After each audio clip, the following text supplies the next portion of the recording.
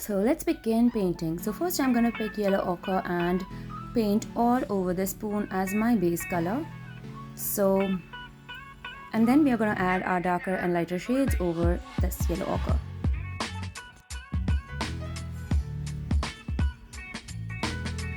Here I'm picking up orange because that spoon is very orangey yellow, and a little bit of orange blending with my base yellow when it is already wet. And then I picked up dark brown and doing the shadows as in the darker shades towards the bottom,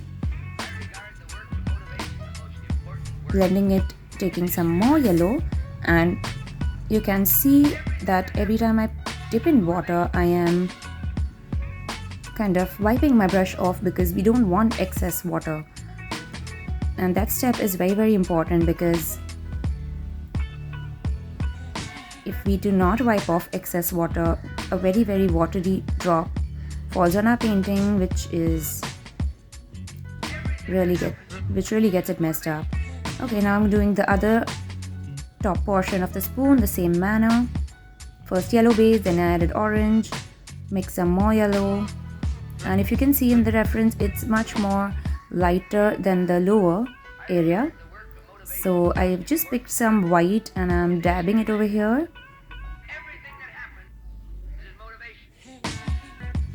And so we're going to make it lighter looking than the base. And over there are shadows of those coffee beans which I added with dark brown. If you can see in the reference, you can see those shadows. That's why the coffee beans pop up like a 3D thing.